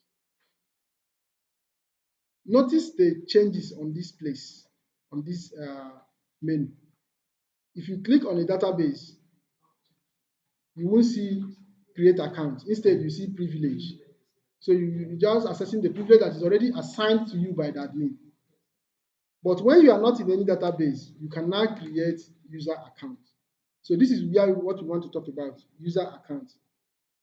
If you go to user accounts, you see the one that we are using, root, and then no password. Root has all the privileges. Yes, it has all the privileges. I don't know if you know what you mean by root. If you want to access your database, your username is root and your password is empty. Who don't know what I'm talking about? Let me explain. If you are writing code, if you are using code to access your database as a PHP programmer, when you are writing the code now, the SQL code that will access your files in the database, even to insert. Before you can have access to the database, you must submit your username and your password. The username of everybody, like I told you that PHP is open source, it's open. The open username is root. So if they didn't tell you your username, try to use root. Everybody's username is root and there is no password. It is free. That is why you are using root to access it in your code. Now we are saying that as the database admin or the software engineer, you can control what people can access on this system. You can edit the privileges that exist for this route if you want to continue using it. Look at the privileges that are there. Data. The person can select data, insert data, update data, delete data, or files. In the structure, the person can create, alter, index, drop, do all these functions. The person can do these administrative functions also. In the SSL, I didn't mention SSL to you. We only talked about data at rest. When data is on transit, one of the security measures you put is SSL. That is Secure Socket Layer, Transport Layer Security, SSL/TLS. But you are not the one that will do that. You pay for it. The white people are the ones providing that service. So anytime you're hosting, you must insist that your developer applies SSL to your system. That's how you can protect your data on transit. They pay for it. Some people charge $20 a year. Some people charge $100 a year, depending on the size of their grid. No, it's a white.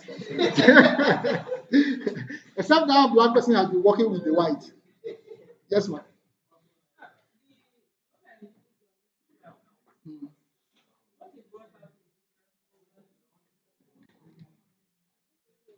Look at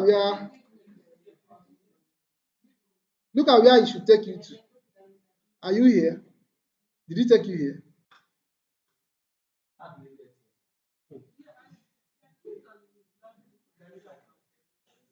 User account. Let me see.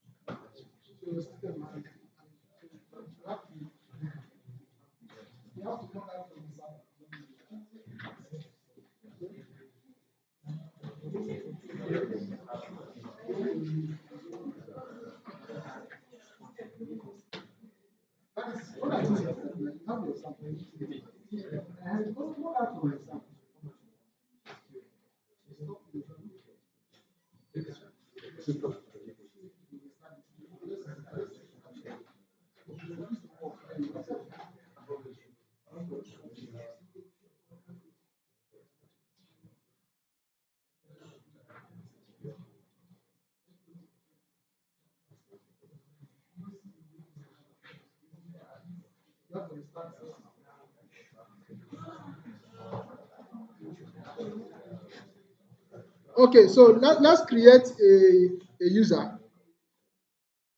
Let's create a new user. I'm showing you that you can even edit existing user privileges. But let's not alter what exists. Let's create a new one. So you can click on Add New User.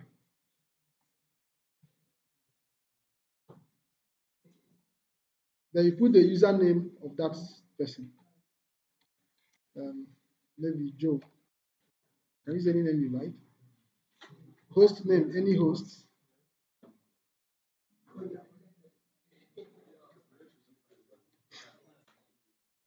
There is one problem here. If you leave it as any host, it will also affect your local host. If you say local host, it's affecting your local host. If you say this host, use host table, use test file. These are different options for hosting. There is something that happened to me when I was learning this. I used any host. Then what happens is that when I log in, when I come to my PHP admin, it is that account that is active, not root. And what happens is that all the limitations I created for that person was affecting me, and I didn't know. So I have to uninstall the PHP admin and start all over again. And the worst is that if you forget the password you used, you have to uninstall the whole system again because you can't log in. So any password you are using, note it somewhere. So I'm using Joe here, and the password I'm using Joe. You can use any host, or you can use local host, or use this host. Use this host.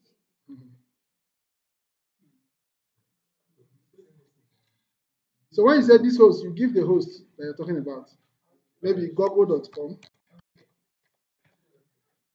so that it will only be active when you are on Google.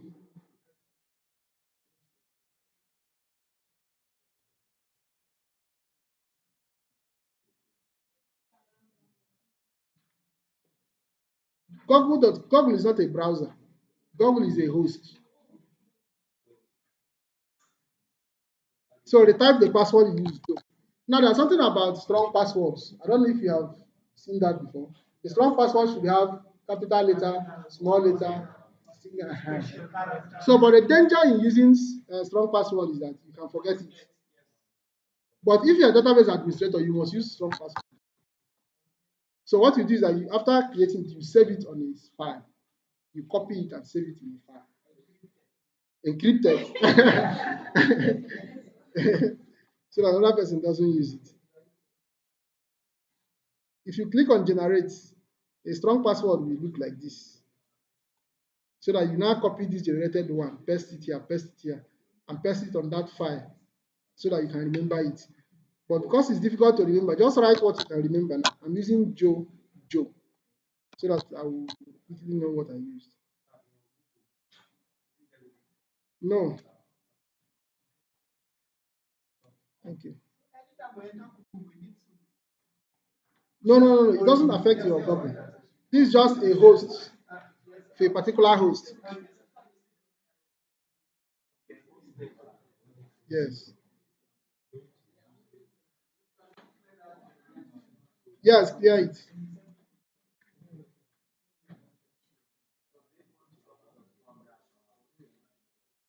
You can use any host. Look at the name now. Any host. Use this host. Use this host. So which host are you referring to? Type it there. Otherwise, if you don't have any host in mind, you can use any host. That means any type of host that this database is connecting to. This is the username and password. Or use it to control your local host.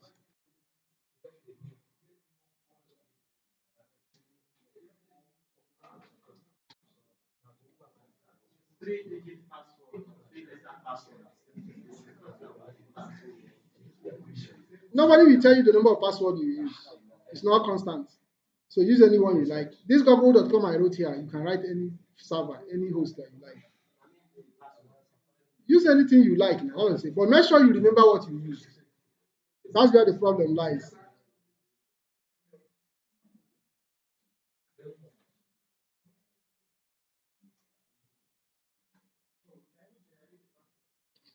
Yes.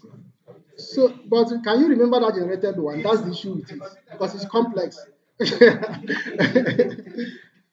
So now look at the place we call minimize privilege. This person you created account for. What do you want this person to be able to do in this system?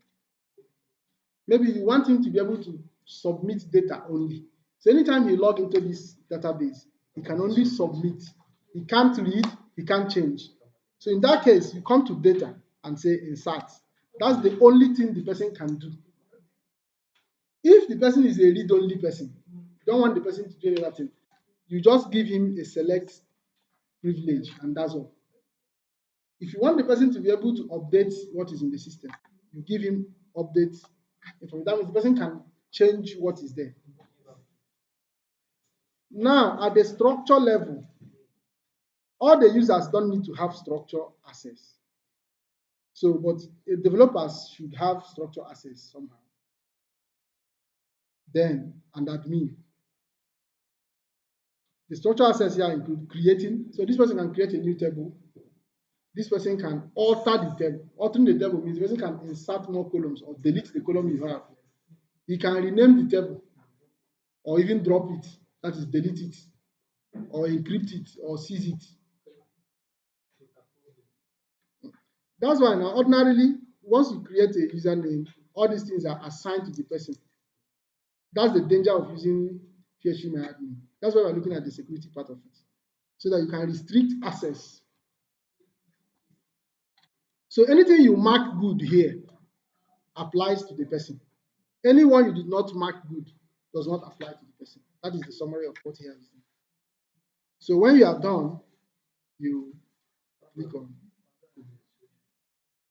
Under administration too, you can give the kind of access you want. You can grant, you can do all the access you want to give the person.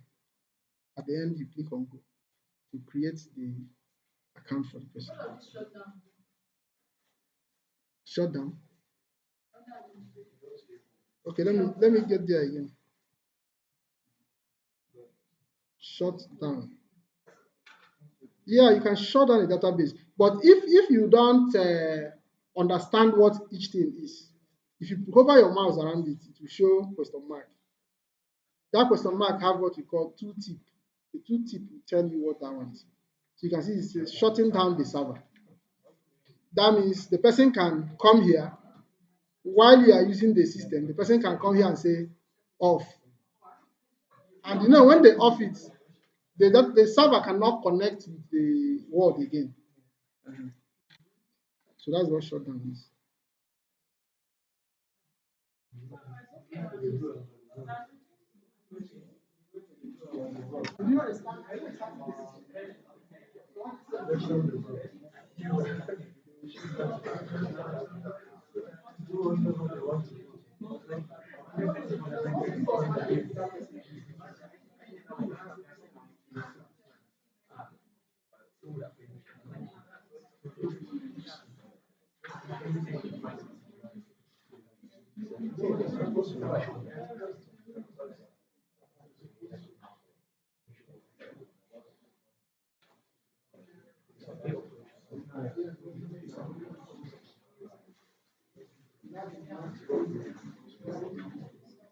Sometimes when you create account for yourself, it's also good to restrict what you yourself can do so that you don't mistakenly do something that you don't want to do. Or if you have children, you can be working and they want to come and see what daddy or mommy is doing.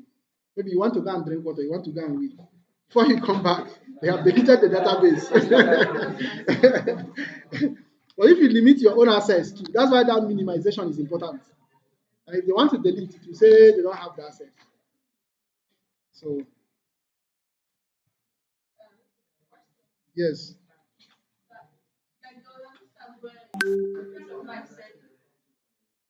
Somebody, they suspected that someone's system was Hacked.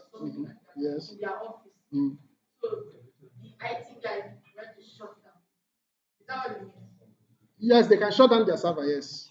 So that outside will not connect. Now what they will do is to back up. Once they shut down, they back up and then clear all the access. Everybody that have access to that system, they will come to this place. If they click every username, they will come here and see as this thing is checked now. If I don't want to start removing the 1, if I just click on top here, all of them is disallowed. So they will just come inside here, disallow everybody that have access to that system. So the system is like returning to 0. So those people that hack it, when they want to log in, they won't have any access. They will now start afresh to create accounts for people. So what they will now do is to create new accounts for everybody and then new privileges so that all the old accounts will no longer work. In fact, it's a normal routine for every database administrator It can be annual, depending on the policy of your organization. It can be monthly. Change the username of everybody and the password. Because some persons may have mistakenly dropped their username. Some can also do it intentionally, just to get more fraud. So every 6 months you change it. Every 1 year you change it. Now, with regards to Nigerian selection, Yes. they introduce beavers. Yes. And beavers give it, give us possibility for us to see Hack it. the actual Okay, result online. Yes. results online. So when we're expecting results to be out, Mm. a lot of attacks, They are coming on their mentioned system. that a lot of attacks was Mhm. done on the beavers Yes. site. Yes. So now does it mean that they allowed a lot of things? Yeah, it's a lot of access. Yes. If you put your security measure in place, even if attack is coming, you won't be shaking because this system can be trusted. If you say, this guy, your access is to select data, you can be rest assured that this guy cannot do any other thing but to selecting data. So if, sir, DeepSeek cannot even change it. See now, but they are rest assured that they can't do them anything before they come up again. I know those attacks is coming from America because Trump is very angry with them. Because those guys said they use about $7 million to do it, while OpenAI is about 200 billion. So it's not look at what cost America billions. China will just do it. So they want to bring them down from attacks. Okay, that is it. The thing is that these guys that carry out these attacks, they are big guys. They are sponsored, yes. They are sponsored. Sometimes also they have insider who can give them access. Like if you know the database admin, and you call him and say, boy, let's make some money. This is your time. He say, how do we do it? He say, just give me privilege and leave the rest for me. You give you privilege, you do what you want to do. They will sack him. But the money you guys have made is generational. So you just enter next flight and go to US and enjoy the So database administrators, so that is the class that we have today. Yes. Okay, SSL. Okay, I mentioned something like SSL, right? Now you can say that anytime this person wants to access, he must access it through SSL. That means that's another control measure. So if outsiders are trying to hack or disturb your database, you have to just ignore them because if it is not through SSL, the system will not give them access. Even if they have the username and password, it will also check, but this is additional. It will check whether that request is coming through SSL link. If the channel is not SSL protected, it cannot give them access. So it's also another thing. But like I told you, the SSL is not your making. You have to buy it. You have to pay for it. That's the secure socket layer.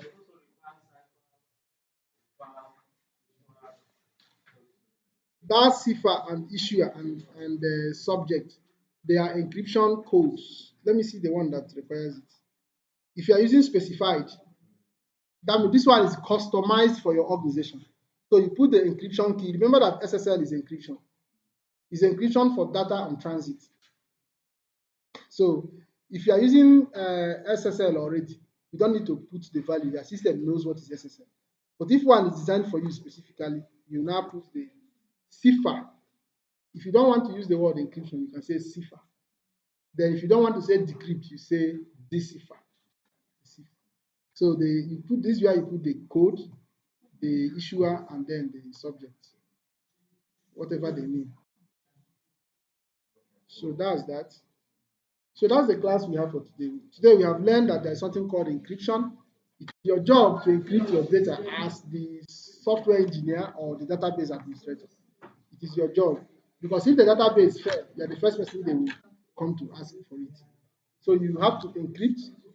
Next, we learned that you must write secure code because of SQL injection.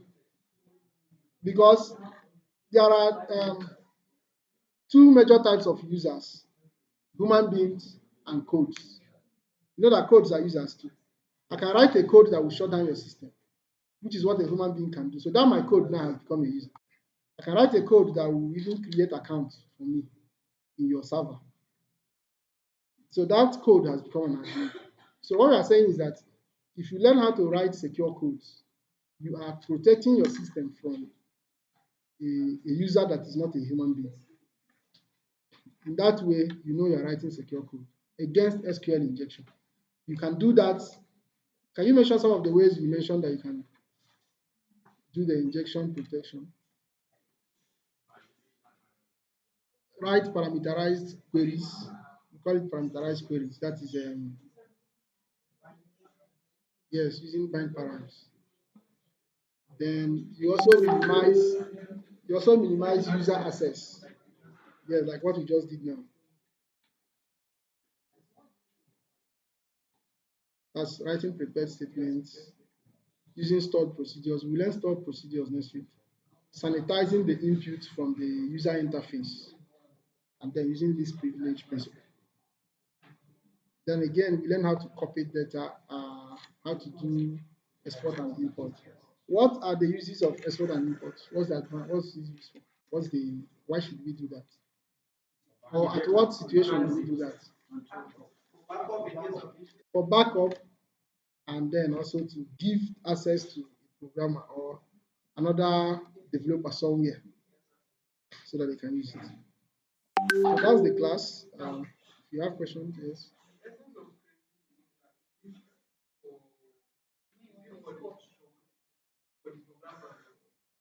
It can be for the programmer, it can be for the administrator. It's for anybody that want to access this database. Anybody that accessing this database, programmers can access it through their code.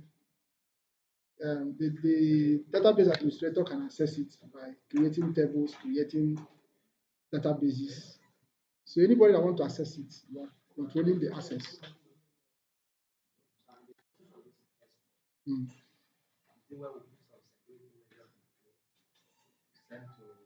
The export is coming to your system. It's not, when we say export, don't imagine it like you are sending something away. Export means remove this database from MySQL, from this PHP and make it an ordinary file. That's what the export is. It's not like sending it away. Yeah. This question, although it's not totally related to you, but with regards to the earlier class, we are to connect into our database, to connect into our local host where we'll enter our username and password. So now, if we change the password and username from the admin, yes, when we're about connecting, you can't connect. You have to write the new one. Okay. Because the old one have shut you out. Like someone said something about an organization where one of the staff was hacked and they have to shut down. What they now have to do is they have to create new passwords and username. Just like your phone now, if you change your password, if you put the old one, it will work.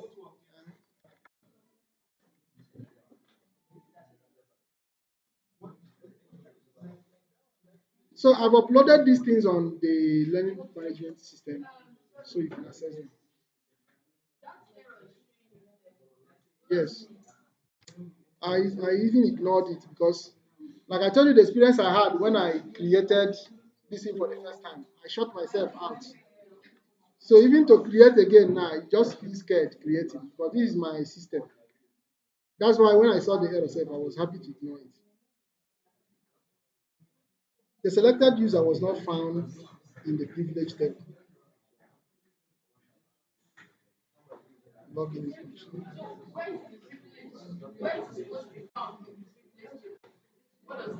Okay, in the privilege table.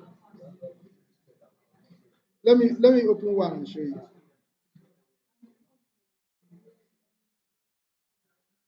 Privileges. It's like my system is having problem with privileges. Okay, the error is saved. So if you go to privilege, if you open a database and click on privileges, you see the privileges that is supposed to be there. But my own is giving error. I don't know why it's giving that.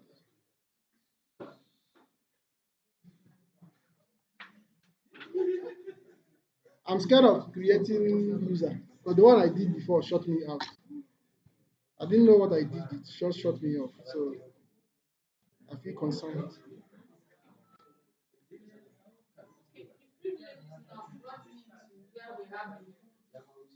Uh-huh.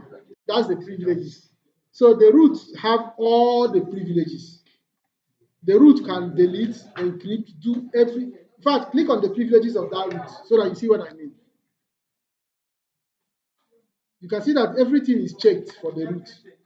Uh-huh. So the root can do all things. So if you want to edit someone there, let me.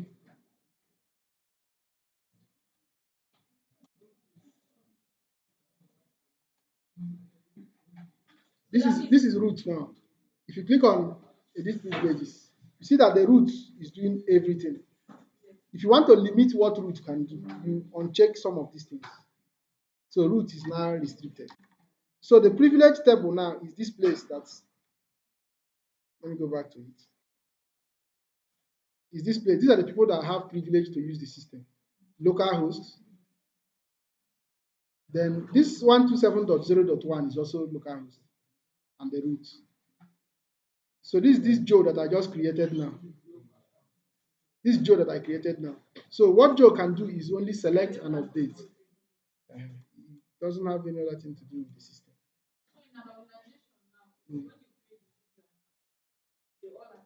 They all appear here. You now give them their username and password. So if they are writing their code, instead of to use root, they use that their username and password that you are giving them. So what it also means is that you will shut down root. So that, because if somebody use root, the person have that. These are some of the security measures that hackers, take advantage of. If they think that the person that developed the system doesn't know security of the system, they can, when they want to access your system, they will just put root as their username and put password empty. They will now have the whole admin access. So there's something we call production and development stages. When you are at development stage, you can leave root open so that you use it to do your test running and everything. When you want to go live, you shut it and then let people use the normal assets that you have created for them. Yes. So they will now begin to use the ones you give for them. Or if you don't want to shut down the root, you put password on the root. Instead of having it password no, you make password to be yes. That is when you go to the privileges for it. Yes, go to the change password. So instead of it now being empty, you type a password for it. So even if a hacker think that you don't know what you're doing and use root to come, the password will catch him. So that's how it is. All right, gentlemen and ladies, we'll see you next time.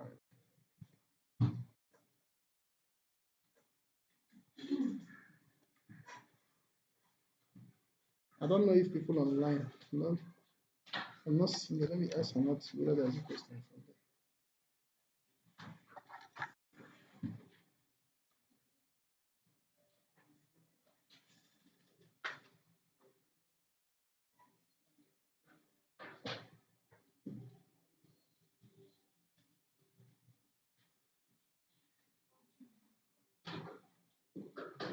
Hello, Ms. Anatu. I'm not seeing people online now. Is there a question from them for me? Because we are rounding up.